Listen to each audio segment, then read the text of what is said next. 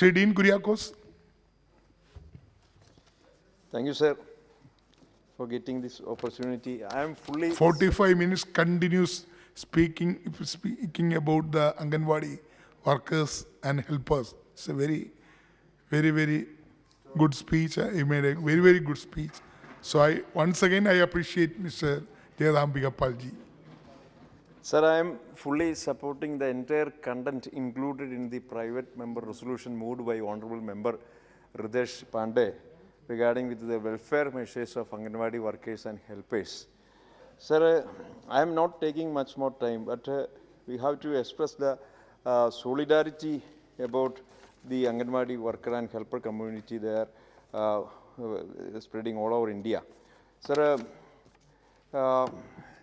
this program, ICDS, Integrated Child Development Scheme, had been introduced by our late Prime Minister Indira Gandhi ji in 1975. And now it became the backbone of rural India. Everything is connected with Anganwadi. And we can go through the whole entire program, but I am not going through the entire details now. Already our honorable member, Varishth Neta Jagannabika Palji had a great speech about the entire details. Sir, the comprehensive nutrition program, it is providing through the Anganwadis.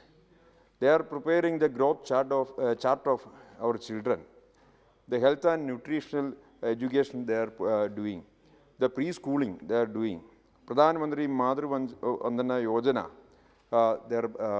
that scheme is going through these Anganwadis, and also the distribution of several welfare pension schemes.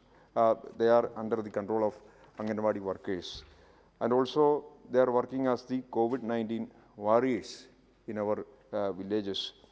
So we have to give a big salute to the big contribution of Anganwadi worker community for their greatest contribution, their hard working, their commitment to our nation, sir. But we can see the remuneration, that is honorarium they are getting is not enough.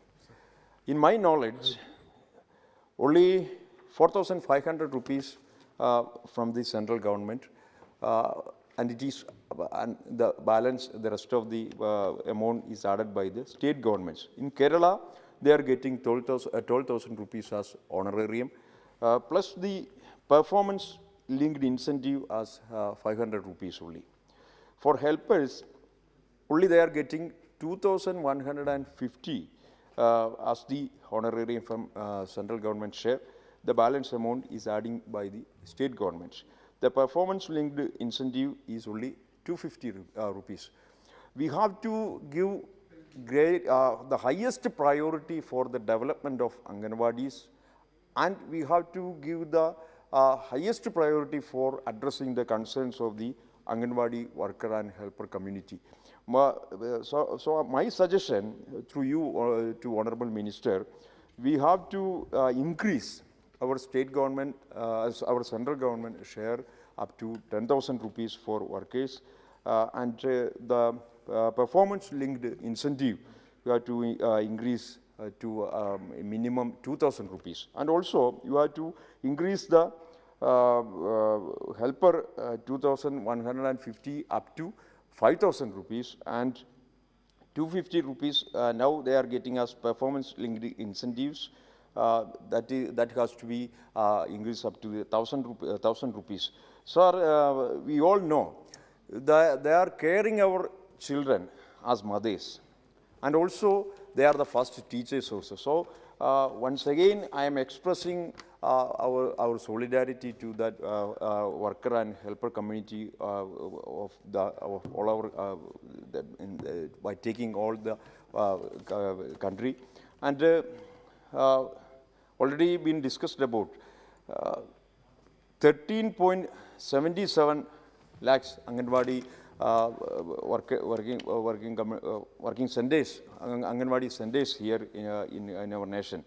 Nearly a fourth of the operational Anganwadi centers lack drinking water facilities, and 36% do not have the toilets.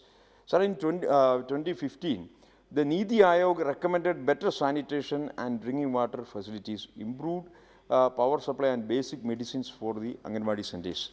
It also suggested that these centers be provided with the required number of workers whose skills should be upgraded through regular training.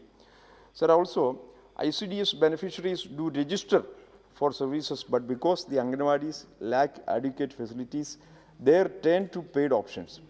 Privately run centers come at a price, hitting low-income families the hardest. So also, we have to consider our centers' atmosphere that due to the lack of facilities, clearly do not seem to provide the environment that encourages parents to leave children at these centers. Only a limited number of Anganwadi centers have facilities like creche and good quality recreational and learning facilities for preschool education. Research has shown the significance of the playing-based learning approach in the cognitive development of children, an approach that combines an effective supplementary nutrition program with learning techniques that make learning interesting is the need of the hour. Sir, the success of ICDS depends upon the combined efforts of the Anganwadi workers, ASHAs and ANMs. Sir, I am submitting my suggestions here. Firstly, while infrastructure development and capacity building of the Anganwadi remains the key to improving the program, the standards of all its services need to be upscaled. Secondly, the states have much to learn from each other experiences. Thirdly, the Anganwadi centers must cater to the needs of the community and the program's workers. Sir, and also, we have to think about the further development in greatest priority, and we should think about smart Anganwadis. Nowadays, we are living in the situation like everything we are trying to develop us in high-tech range. That's why Anganwadi is also having that kind of development is needed. So smart Anganwadis should be that means the program of the development for Anganwadis. We should think about the smart Anganwadis. By these words, I am once again supporting the entire content related with the private member resolution now. Thank you, sir. Thank you, Dean Kuriakosti. Now I call upon Sri Hassan Masoodji. Thank you, sir. Sir, first of all, I just congratulate the honorable member who is author of this resolution, who has initiated this resolution. And second, I do salute the resolve of honorable minister. I mean, with passion, she is pursuing the schemes of welfare of children. We have some 400 million children in our country, and there are different vehicles, different schemes to emulate their lot, to bring some kind of relief to those who belong to disempowered section of society. Sir, after Mr. Jagadamba Pal made an elaborate speech, I don't think there is any need to tell us and to highlight the role played by Anganwadi workers at the grassroots level. These centers have become in real sense the nerve centers of rural development. Every facet of the rural progress these days, the role they perform, the role these centers perform. But what I would emphasize is that first is that there should be hand-holding programs at the initial stage and then capacity building, because the roles they successfully play need some kind of capacity building and convergence also, because there should be convergence between different verticals and different actors at the rural level. And the facilities at the centers need to be enhanced so that the centers can play the role that is envisioned by the ministry, by the honorable minister, and by under the very scheme, ICDS scheme. And third and last of all is the remuneration.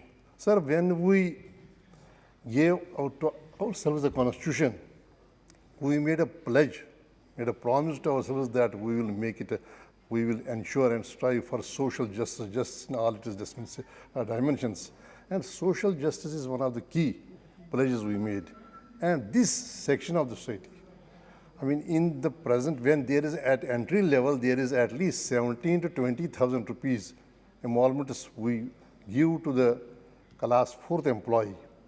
It is shameful that they end up receiving 4,500 rupees per month. It is too meager, too small, and it deserves to be given a second look, a serious second look. So that we have to, the key actors who play a role in making people realize the principles of or the objectives of social justice. It is kind of painful that the play role, we are not able to do some kind of social justice to this segment of the society. So my request would be that whatever resources are available at the central level and at the state level, those resources should be pooled in so that we can at least give them a decent honorarium.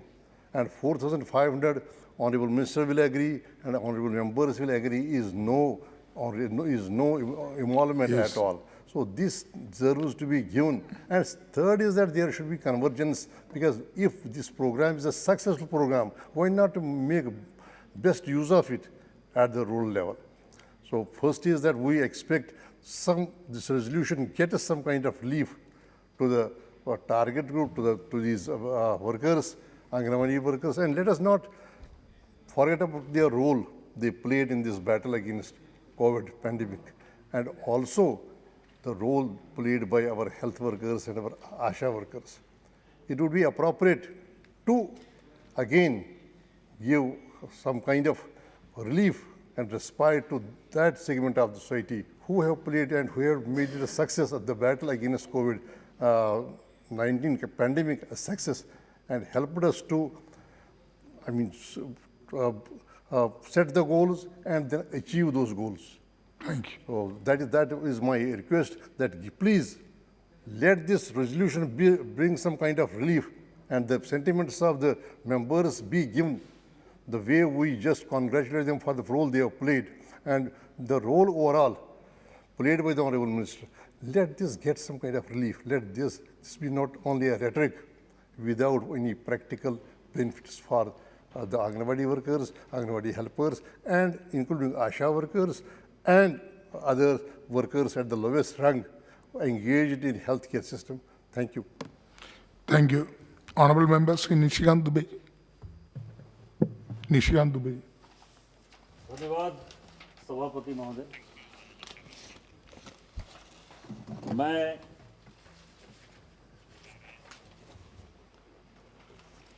Ritesh Pandey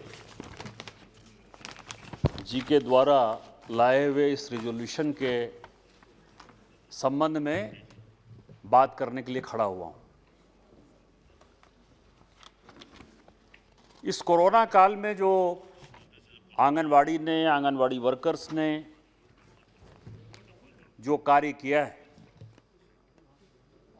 इस देश के प्रधानमंत्री माननीय मोदी जी के नेतृत्व में जो कंधे से कंधे मिलाकर आंगनवाड़ी वर्कर और उनकी सहायिकाओं ने काम किया है, मैं उनके प्रति उनको बधाई देना चाहता हूं।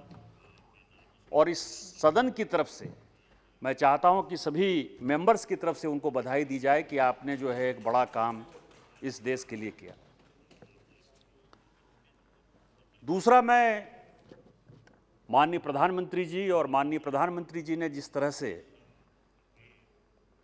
बहन स्मृति ईरानी जी को ये जिम्मेवारी दी और जिस तरह से पैशन से, जिस तरह हसनैन मसूदी साहब बोल रहे थे या जगदम्बिका पाल जी बोल रहे थे, उससे अपने को संबद्ध करते हुए ये बता सकता हूं कि एक बड़ी जिम्मेवारी जो स्मृति ईरानी जी को मिली, उन्होंने 2019 से और खासकर इस कोरोना काल में जिस तरह का अद्भुत कार्य किया है, सदन की तरफ से मैं उनको ढेर सारी बधाई और शुभकामना देना चाहता हूं कि आप इसी तरह से काम करते रहें।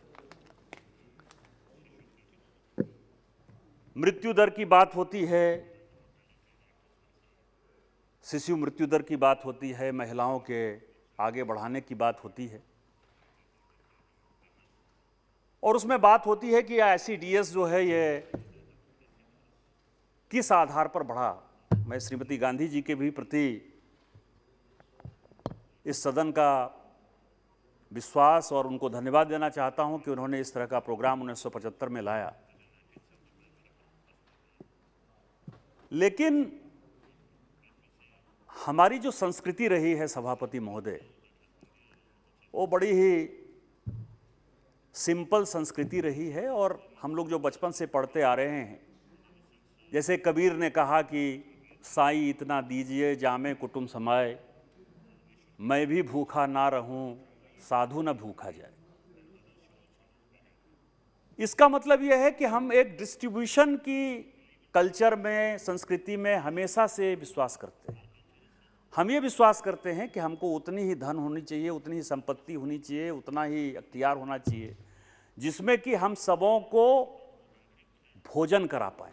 इक्वलिटी की बात, जो राइट ऑफ इक्वलिटी लगातार हम कॉन्स्टिट्यूशन में कहते हैं कि आर्टिकल 14 ये कहता है, आर्टिकल 21 कहता है।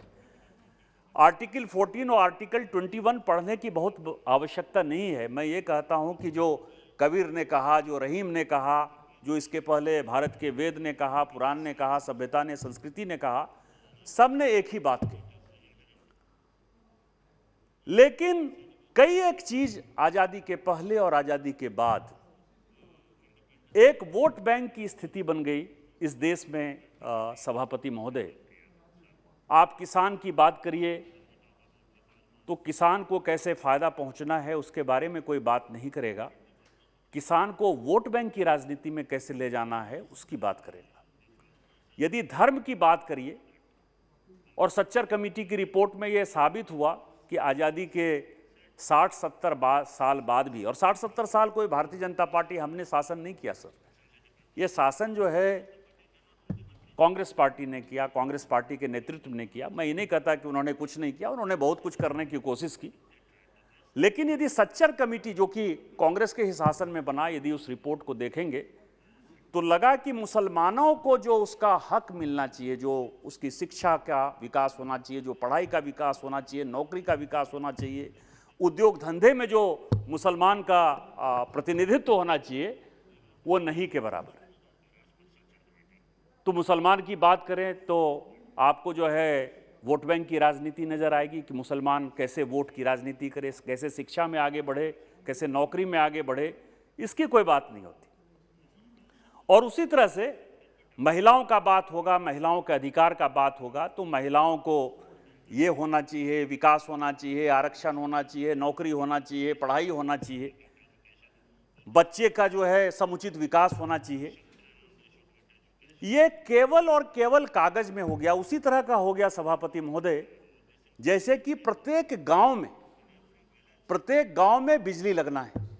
और जब मैं शुरू में सांसद बना 2009 में, तो कहा गया कि जब मैं किसी गांव में जाता था तो कहते थे कि अब यहां बिजली आ नहीं सकती है, क्योंकि राजीव गांधी विद्युतीकरण योजना में जिस तरह से ट्रांसफार्मर लगाए गए, एक फेज का लाइन लगा गया, बीपीएल के लोगों को जिस तरह से बिजली देने की बात हुई, 9 केवीए का, 16 केवीए का और 25 केवीए का जिस तरह से ट्रांसफार्मर लगाया गया कि गरीब तो उस बिजली को जलाएगा, अमीर नहीं जलाएगा, और अमीर ने जो है खुद्दन लगा के उस बिजली को लगा लिया। इसका फल ये हुआ कि सारे के सारे ट्रांसफार्मर या तो चोरी हो गए या जल गए। और उसी तरह से मैं अपना जब भाषण आगे बढ़ाऊंगा तो मैं बताऊंगा कि हुआ क्या एग्जैक्ट इसमें भी।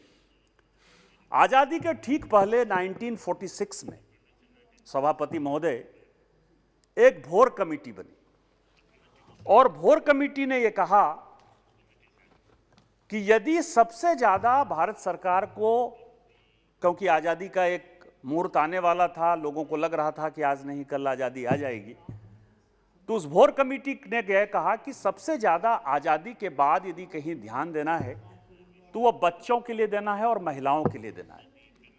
और भोर कमेटी के रिकमेंडेशन के बाद जब 47 में हमारी सरकार बनी और हमारे माननीय प्रधानमंत्री श्री जवाहरलाल नेहरू साहब हुए, तो उन्होंने एक छोटा मोटा प्रोग्राम जो है वो स्टार्ट किया।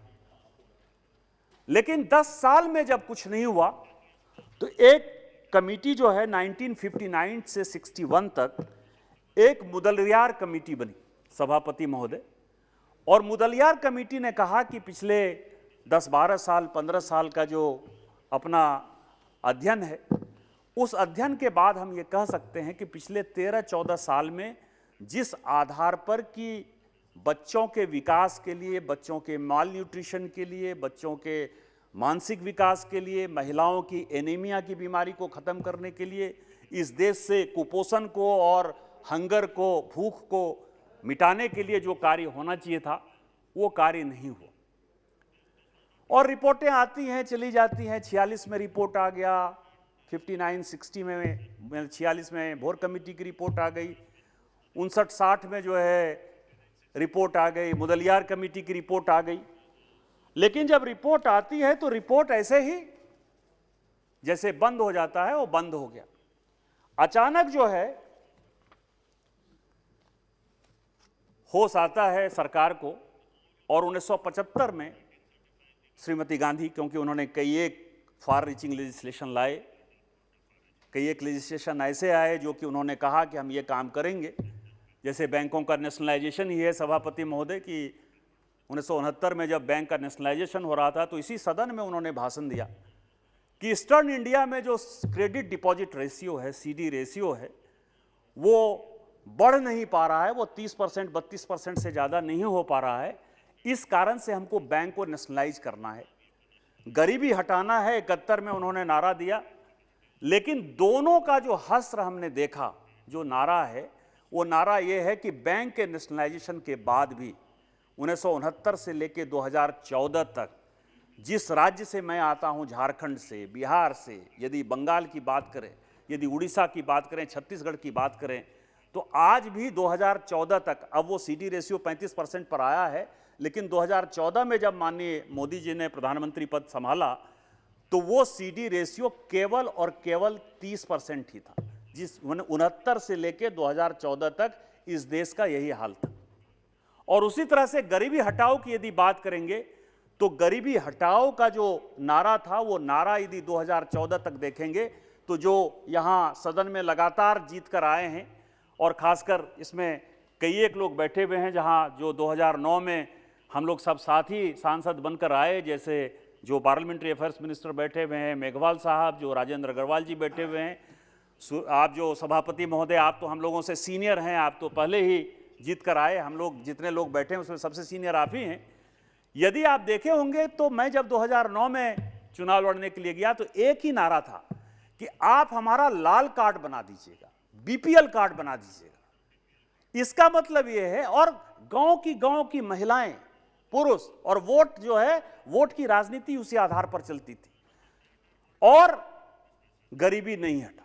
2014 के बाद जिस तरह से सरकार ने अपना मापदंड बदला, जिस तरह से उसने जोड़ा कि किस तरह से बिजली मिलेगी, किस तरह से फूड सिक्योरिटी एक्ट में लोगों को खाद्यान्न मिलेगा, किस तरह से लोगों को नौकरी मिलेगी, जिस तरह से उनका विकास होगा, उसके आधार पर आज सांसद होने के नाते मैं ये गर्व के साथ कह सकता हूं कि इसके लिए माननीय प्रधानमंत्री जी बधाई के पात्र हैं कि कम से कम हमारे जैसे लोगों को उन्होंने एक मुक्त कर दिया, और जो अमीरी और गरीबी की जो खाई, बैकवर्ड और फॉरवर्ड की जो खाई बढ़ रही थी, उसको खत्म करने में उन्होंने बड़ा योगदान दिया, और धीरे धीरे गरीबी भी कम हो गई। लेकिन इस सरकार को डिस्टेबलाइज करने के लिए जो फॉरेन की फोर्सेस लगी हुई रहती हैं, वो तरह तरह की बातें करती हैं। जैसे मैं आपको बताऊं कि वर्ल्ड में दो चीजों पर हमारी सरकार जो है लगातार, पूरे जो इस देश दुनिया के इंटेलेक्चुअल हैं और खासकर के ये एक मीडिया के जो लोग हैं, वो दो चीजों पर अपने को लगातार घेरने की कोशिश करते हैं। एक तो वो हंगर इंडेक्स पर, अभी नया नया हंगर इंडेक्स आया है, और दूसरा जीडीपी आया है। सभापति महोदय, मैं एक दिन इस पार्लियामेंट में बोल रहा था और मैंने कहा कि जीडीपी कोई देश के विकास को मापने का क्राइटेरिया नहीं माना जा सकता है, और जीडीपी में जो समस्या है, उस समस्या के बारे में अब यह समय आ गया है कि यह देश भी निर्णय ले। मैंने कई एक लोगों को कोट किया, लेकिन कई एक मीडिया में कहा गया कि यह जीडीपी का ज्ञाता आ गया, ये कैसा बकवास बोलता है, ये बुद्धिहीन है, इस तरह की भारतीय जनता पार्टी है। और सभापति महोदय, मैंने कौन सा रिपोर्ट कोट किया था? मैंने 2008 में फ्रांस के राष्ट्रपति सरकोजी थे उस वक्त, उन्होंने ये देखा कि हमारे यहाँ जो लोगों का जीवन स्तर है, फ्रांस के लोगों का जो जीवन स्तर है वो ज़्यादा अच्छा है, हम ज़्यादा बढ़िया ढंग से उनको खाना खिला पा रहे हैं, उनको नौकरी दे पा रहे हैं, हमारे यहाँ महिलाओं की स्थिति अच्छी है, हमारे यहाँ बच्चों की स्थिति अच्छी है, हमारे यहाँ बिलो पॉवर्टी लाइन के जो लोग हैं, गरीबी रेखा के नीचे जो लोग हैं वो कम है। अमेरिका में हमसे ज़्यादा है, लेकिन अमेरिका की जीडीपी ज़्यादा आगे दिखती है और हमारी कम दिखती है। इसके पीछे रीजन क्या है?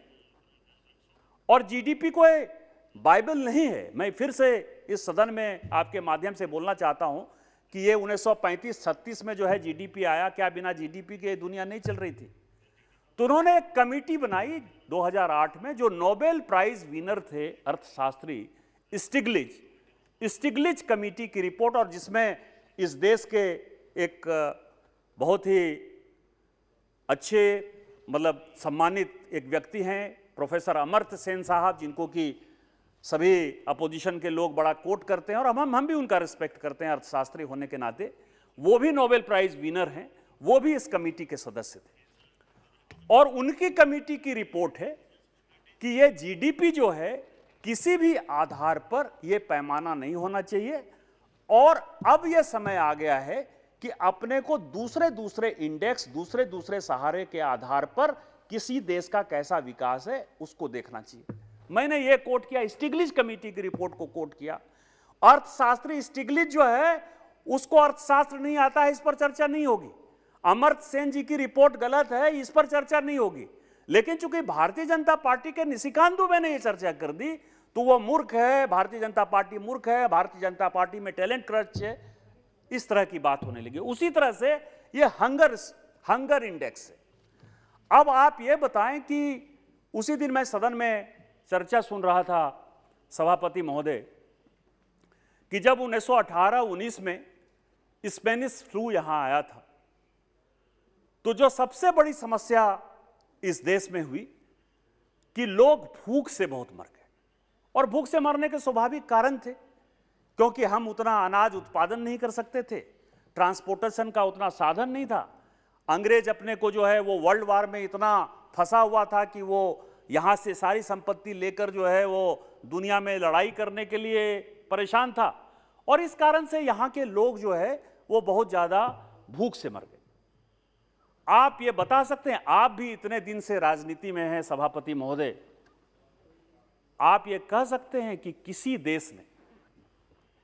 देश ने अपने लोगों का जान बचाने के लिए माननीय मोदी जी के नेतृत्व में 2.5 लाख करोड़ रुपया खर्चा किया और 80 करोड़ लोगों को लगातार मार्च तक 5 किलो अनाज दिया जा रहा है।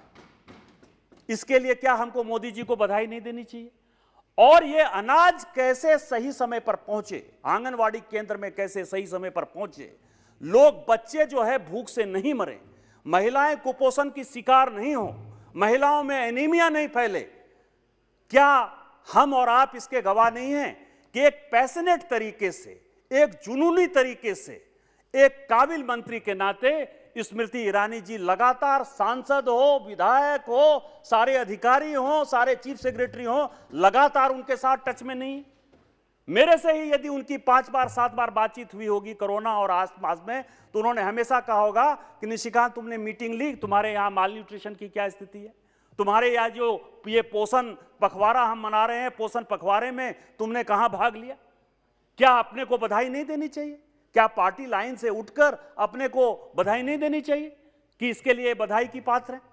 तो मेरा यह कहना है कि इस तरह का जो वैक्यूम है, इस तरह का जो डिस्कशन है पार्लियामेंट में, अपने को इससे बचना चाहिए। दूसरा, मैं 3-4 चीज आपको बताना चाहता हूं जो मैंने अपने शुरुआती भाषण में कहा कि ये जो ICDS स्कीम था, इसको हमने किस ढंग से एक तरीके से आप समझिए कि फेल करने के लिए या एक नारे के तौर पर हमने लिया। मैं आपको कुछ जजमेंट कोट करना चाहता हूं सभापति महोदय कि क्या किया। कांग्रेस ने आईसीडीएस स्कीम चलाया, बधाई के पात्र है, लेकिन उसमें महिलाओं की स्थिति क्या हुई, बच्चों की क्या स्थिति हुई। मैं 2009 का ये सुप्रीम कोर्ट के एक जज का जो है जजमेंट कोट करना चाहता हूं। अरिजीत परसायत जी ने कहा कि grievance is made by the petitioner about the non-implementation of the direction given by this court to the central government and the state government relating to integrated child development scheme. The scheme is meant for children of the age group of 0-6, pregnant women, lactating mothers, and adolescent girls. Undisputedly, funds are released by the central government to state governments who are required to implement the scheme. They are not implementing it, and central government is not taking care. ये report, ये 2009 का ये judgement है sir. और 2009 का judgement इसीलिए आया कि 2004 में भी और 2006 में उसी कोर्ट ने लगातार 2 ऑब्जर्वेशन किए कि ये जो तुम स्कीम लागू कर रहे हो, इस स्कीम में तुम कोई भी काम ऐसा नहीं कर रहे हो जिसमें से कि हम जिस चीज के लिए इस स्कीम को लेकर आए, जिस स्कीम के लिए कि लगातार 2001 हो, 2004 हो, 2006 हो, सुप्रीम कोर्ट ने अपने ऑब्जर्वेशन दिए, वो ऑब्जर्वेशन तुम पूरा नहीं कर रहे हो। क्या इसी तरह के आईसीडीएस स्कीम के साथ अपने को बढ़ना चाहिए? जिस तरह से रितेश पांडे साहब लेकर आए हैं, क्या आंगनवाड़ी वर्कर की स्थिति को कभी आपने देखा है? कभी सहायिका के स्थिति को देखने का जो है किसी ने प्रयास किया? मॉनिटरिंग कमेटी जो है, मॉनिटरिंग कमेटी कैसी होनी चाहिए, लोग सभी बात करते हैं। जगदम्बिका पाल जी हमारे जो सीनियर अभी बोल कर गए, बहुत अच्छा बोलते हैं और आंगनवाड़ी के साथ वो लगे हुए हैं। जो भी लोकसभा का चुनाव लड़ता है, निश्चित तौर पर उसका एक फोकस जो है बच्चों के कारण, महिलाओं के कारण, माल न्यूट्रिशन के कारण, एनीमिया के कारण, निश्चित तौर पर वो एक, चाहे वोट बैंक की राजनीति कह लीजिए या आप समझिए कि समाज में वो कुछ काम करने के लिए गया है, तो वो उस काम करने के कारण सबका ध्यान जो है निश्चित तौर पर आंगनवाड़ी केंद्र पर होता है। लेकिन आंगनवाड़ी केंद्र में सहायिका का सिलेक्शन कैसे होता है? बिहार में कैसा होता है, झारखंड में कैसा होता है, उत्तर प्रदेश में कैसा होता है? और इसको अपने को पार्टीजन एंगल से ऊपर उठकर सोचना चाहिए। यदि हम पंचायतों को यह अधिकार देने की बात करते हैं कि पंचायत में मुखिया जो है इन चीजों को कोऑर्डिनेट करेगा, तो कभी आपने देखा है कि मुखिया क्या काम करता है? मुखिया जो है, क्योंकि बीपीएल सूची में जो सबसे बड़ी समस्या आई सर, कि नाम काटने का और नाम जोड़ने का अधिकार हमने ग्राम पंचायत को दे दिया, मुखिया को दे दिया, कि जो अमीर हो गए उसका नाम जो है आप काट दो और जो गरीब हो गए उसका नाम जो है जोड़ दो। आपको लगता है कि कोई एडिशन या कोई जोड़ या घटाव जो है मुखिया कर पाता है वोट बैंक की राजनीति के कारण? उसी तरह से कहां से सप्लाई होगा, कौन आदमी फूड सप्लाई करेगा, यह भी स्टेट गवर्नमेंट अपने अपने हिसाब से तय करती है। और मैंने जितने इस जजमेंट को कोट किया है सर, 2001 का जजमेंट हो, चाहे 2004 का जजमेंट हो, चाहे 2006 का जजमेंट हो सुप्रीम कोर्ट का, चाहे 2009 का जजमेंट हो, और हम लगातार यहां सुप्रीम कोर्ट की बात करते हैं, सब ने यह कहा है, सभी जजमेंट में एक ही बात सबसे प्रमुख है सर, जो कॉमन बात है, वो कॉमन बात यह है कि कोई भी मास सप्लाई नहीं होगा, कोई भी बड़ी कंपनियां जो है इस तरह के चीजों की सप्लाई नहीं करेगी, न्यूट्रिशनल फूड की सप्लाई नहीं करेगी। लेकिन क्या हो रहा है राज्यों में? राज्य सरकारें, चाहे कोई भी सरकार हो, मैं ये समझ करता हूं कि, और मेरा आपके माध्यम से मंत्री जी से यह आग्रह भी है कि एकदम पूरा स्पिरिट में जो जजमेंट है, यदि हम उसको लागू करें तो कई एक चीजें आप कर सकते हो। और आप बहुत काम कर रही हैं, मैं आपको बताऊं कि आपकी पीड़ा को मैं समझता हूं मंत्री जी। मैंने कहा कि जितनी बार मैं आपसे बात करता हूं, जैसे आप भी हमेशा बताते रहती है कि यदि एनीमिया को खत्म करना है, मंत्री जी कहती हैं, कई एक बार व्यक्तिगत बातचीत में स्मृति ईरानी जी कहती हैं कि यदि एनीमिया को खत्म करना है तो एनीमिया को खत्म करने का सबसे बढ़िया जो सब्जी है, सबसे बढ़िया जो इलाज है या सबसे बढ़िया चीज है वो है सहजन, जिसको कि ड्रम स्टिक कहते हैं। हमारे यहां बिहार झारखंड में उसको सहजन कहते हैं या सोजीना कहते हैं। हमारे घर में भी लगा हुआ है, दिल्ली में भी हमने लगाया हुआ है सर। यदि वो खिलाया जाए तो महिलाओं का एनीमिया जो है बहुत हद तक हम कंट्रोल कर सकते हैं। लेकिन क्या राज्य सरकार जो है लोकल प्रोडक्ट के नाते, डिस्ट्रिक्ट प्रोडक्ट के नाते, पंचायत प्रोडक्ट के नाते या आंगनबाड़ी केंद्र जिसके बारे में हम बात करते हैं कि अपना उसका भवन होना चाहिए, अपना घर होना चाहिए, क्या किसी आंगनबाड़ी केंद्र में हम सहजन का पेड़ लगाते हैं सर? और पूरे देश के लिए अच्छी बात है। लेकिन क्या है कि हमको इससे पैसा कमाना है, इससे अपने को करप्शन करना है, और इस तरह की एक्टिविटी को रोकने के लिए कोई बहुत प्रयास जो है हम जब नहीं करते हैं तो ये समस्याएं जो है डेवलप होती हैं। कई एक चीजें ऐसी हैं सभापति महोदय कि हमको लगा कि 2014 में कांग्रेस पार्टी ने यह तय कर लिया कि उसको नहीं आना है।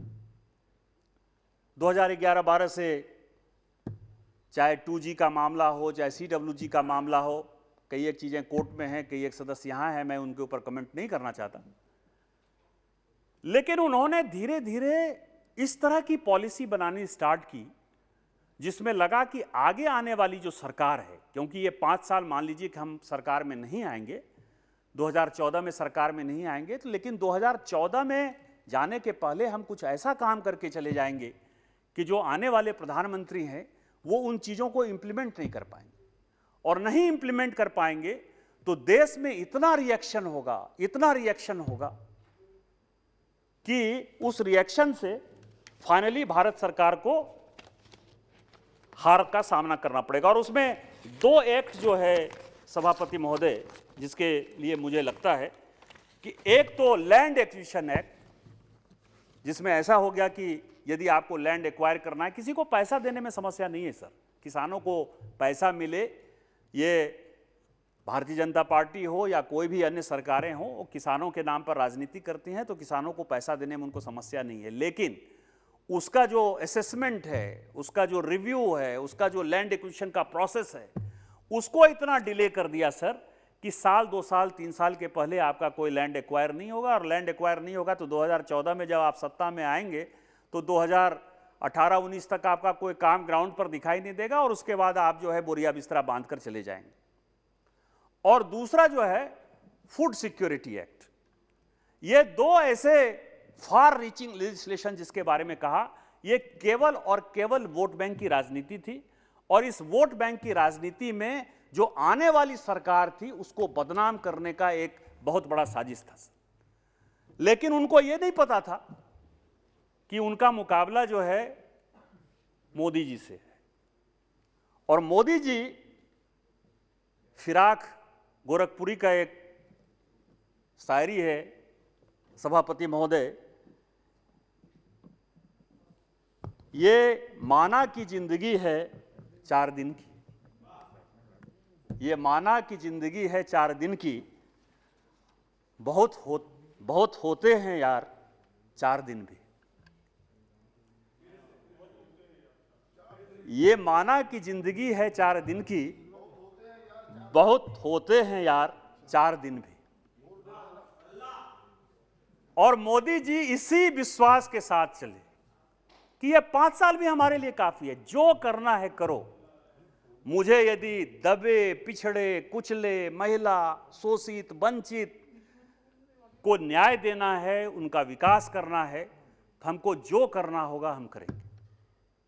और क्या हुआ, इस फूड सिक्योरिटी एक्ट के बाद मैं केवल 2 चीज कोट करना चाहूंगा। एक चिट्ठी है 30 मार्च 2020 की, बस 15-20 मिनट और लगेगा सर, ज्यादा से ज्यादा। और वो चिट्ठी जो है 30 मार्च 2020 को जब स्मृति ईरानी जी जब मंत्री बनी, उन्होंने क्या कहा कि इंस्ट्रक्शन किया कि एज पर the national food security act 2013 उसका जो सेक्शन है 4, 5, 6 और 8, इसके आधार पर हम सप्लीमेंट्री फूड देने का जो है उन्होंने फैसला किया और उसके लिए बजट को एनहेंस करने का फैसला किया। जिन लोगों को यह लगा कि यह काम हम नहीं कर सकते हैं, उनके लिए एक बड़ा जो है जबरदस्त कहते हैं कि धक्का था उनको, कि यह काम भी उन्होंने कर दिया। और इसके अलावा आंगनबाड़ी का एडमिनिस्ट्रेशन कैसा होगा, यूटी कैसा होगा, चीफ सेक्रेटरी का रोल क्या होगा, ये सारी बातें जो है माननीय मंत्री जी ने यहां से आदेश किए। लेकिन इतने पर ही मैंने आपको जैसे कहा ना कि जो माननीय मंत्री हैं वो जुनूनी हैं। जैसे अमेठी के लोगों ने यदि इनको 2014 में कम वोट से जो है यहां आने का मौका नहीं दिया, तो 2019 में 5 साल तक इन्होंने अमेठी में इतनी मेहनत की कि फाइनली जो है अमेठी भी जीत कर आए और अमेठी के जो राजकुमार थे उसको केरल भी भगा दिया, आपके राज्य में भगा दिया। ये इनके जुनून का परिणाम है।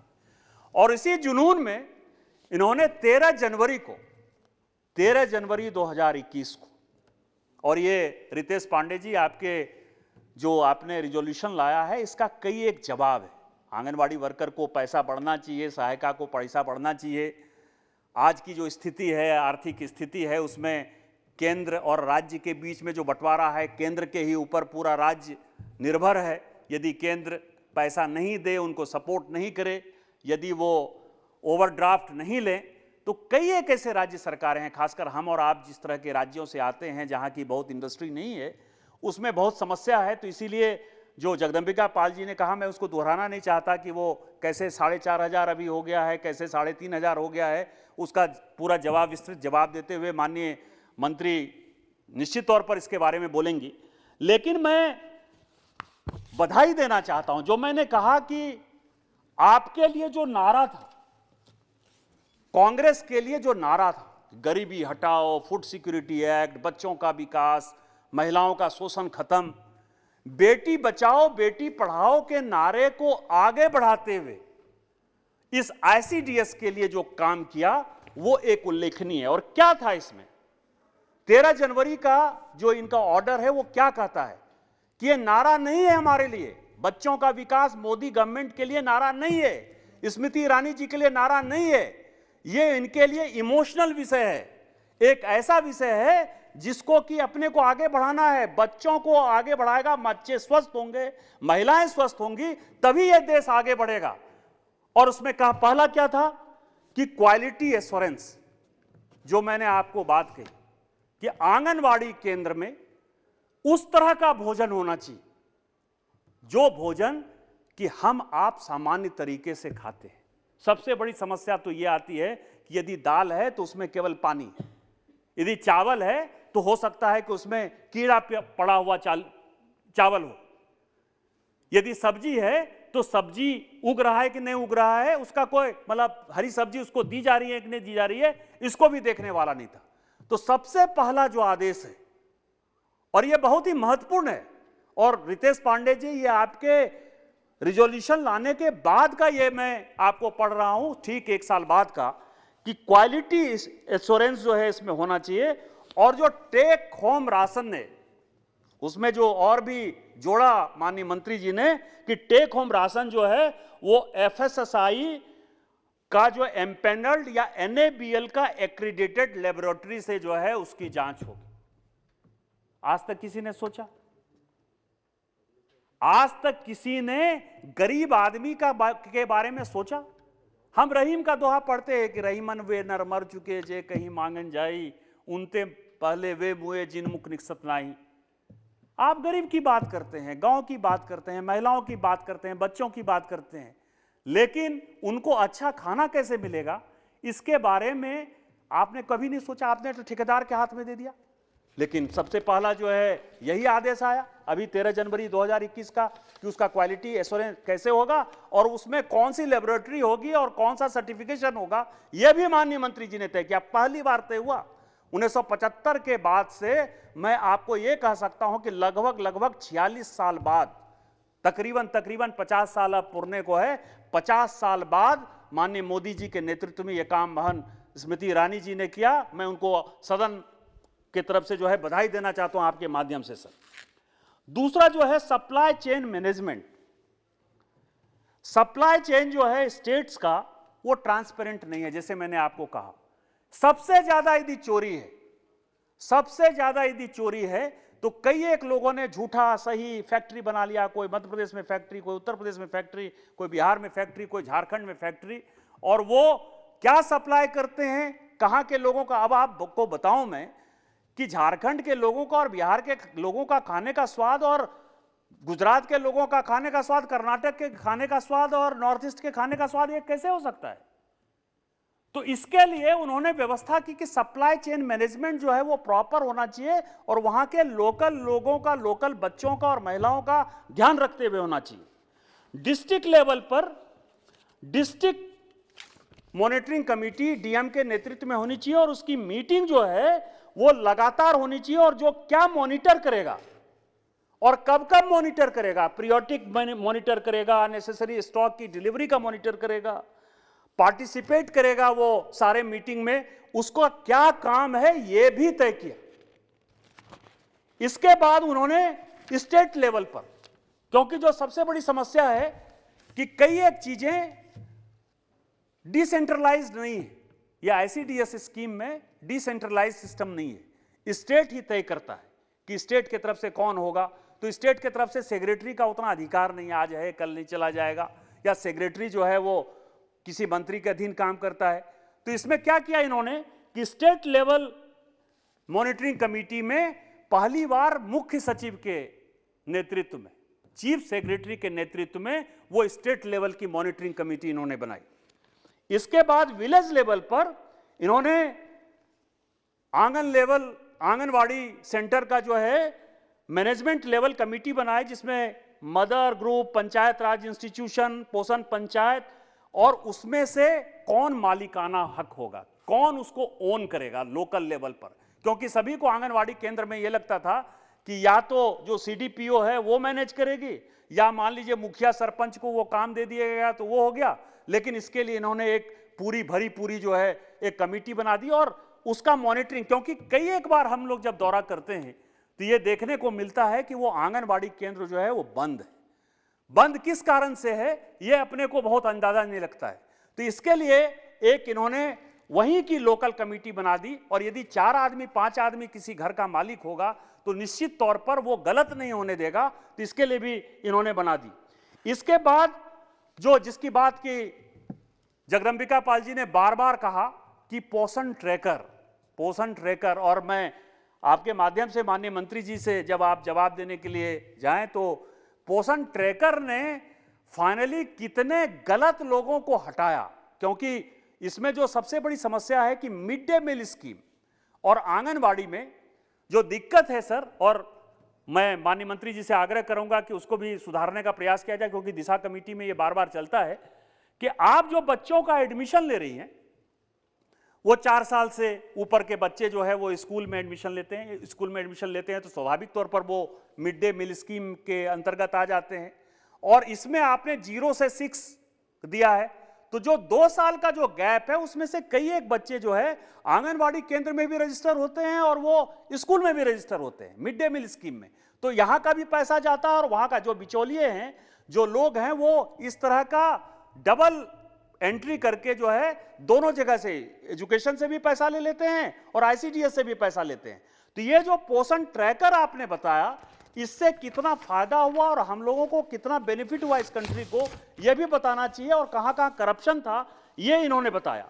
इसके बाद प्रोक्योरमेंट, जैसे मैंने आपको बताया कि जो प्रोक्योरमेंट है वो जो सबसे बड़ा विषय है, वो किस तरह से खरीदारी होगी, लोग कैसे खरीदेंगे, ये भी मतलब ये सारा ऑर्डर में आया। ये इन्होंने जो सारे चीफ सेक्रेटरी को भेजा और जिसको लगातार ये मंत्रालय फॉलो कर रहा है, ये इन्होंने दिया।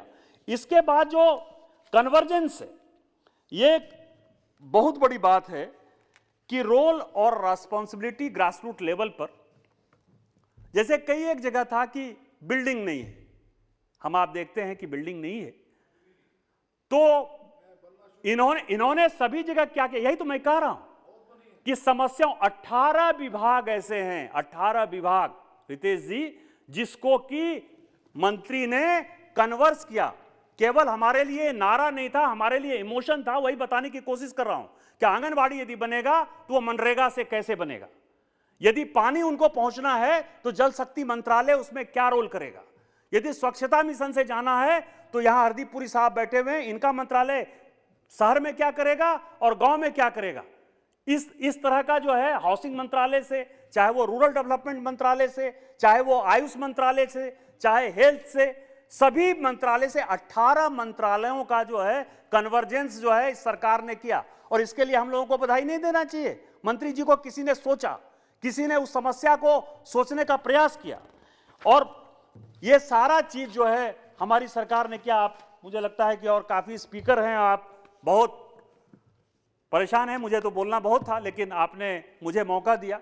मैं आपको यही कह सकता हूं कि फिराक ने जो बात कही, और मैं माननीय मोदी जी के लिए और माननीय स्मृति ईरानी जी के लिए फिर से एक शायरी से अपना बात समाप्त करना चाहता हूं कि यही जगत की रीत है, यही जगत की रीत है, यही जगत की नीत है, यही जगत की रीत है, यही जगत की नीत है, मन के हारे हार है, मन के जीते जीत है। और आज जो कुछ भी हुआ है ICDS में, जो आमूलचूल परिवर्तन इस सरकार ने किया है, मैं माननीय प्रधानमंत्री जी को और माननीय मंत्री स्मृति ईरानी जी को बधाई देते हुए इस सदन की तरफ से अपनी बात समाप्त करता हूं इन्हीं शब्दों के साथ। जय हिंद, जय भारत।